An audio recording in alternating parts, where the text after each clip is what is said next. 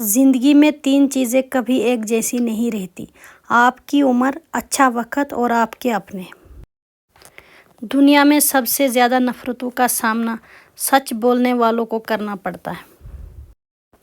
جو انسان یہ سمجھتا ہے کہ اللہ جو کرتا ہے بہتر کرتا ہے، وہ کمال کا ایمان رکھتا ہے۔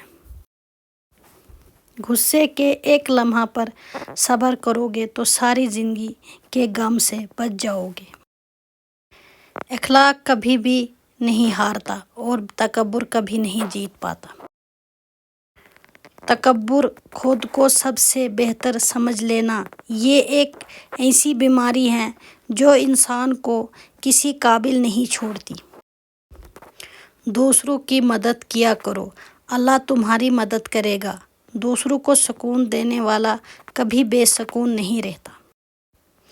جب غلطی ثابت ہو جاتی ہے تو عقل مند اپنے آپ کو درست کر لیتا ہے اور جاہل ضد پر اڑ جاتا ہے۔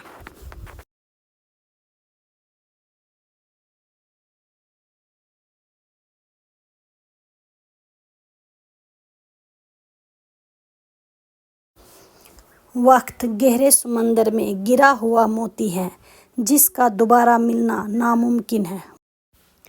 میرے لفظوں کے موتی اگر اس تک پہنچ جائے تو بس اتنا کہہ دینا: ہم جیسے لوگ اگر کھو جائے تو دوبارہ نہیں ملتے۔ سب سے ذلیل ترین انسان وہ ہے جسے حق اور سچ کا پتہ ہو اور وہ پھر بھی جھوٹ کے ساتھ کھڑا رہے۔ تم سمندر کی گہرائی سے پکارو گے، اللہ وہاں سے بھی تمہیں سنے گا۔ سبحان اللہ۔ حضرت علی فرماتے ہیں، کپڑا، شکل اور زبان ہمیشہ جھوٹ بولتی ہیں، انسان کی اصلیت وقت آنے پر پتہ چلتی ہے۔ گھبرائے نہیں، سازشیں بھی انہی کے خلاف ہوتی ہیں جن میں کوئی خاص بات ہو۔ رات بھر کا سفر فضول گیا، آنکھ کھلتے ہی خواب بھول گیا۔ درخت اگر ہمیں وائی فائی سگنل دیتے تو ہر گھر کے سامنے ہوتے، مگر درخت ہمیں زندگی دیتے ہیں جس کا ہمیں شعور نہیں۔ مسکرائیں اور سب کو بتا دیجیے کہ آج آپ کل سے بھی زیادہ مضبوط انسان ہیں۔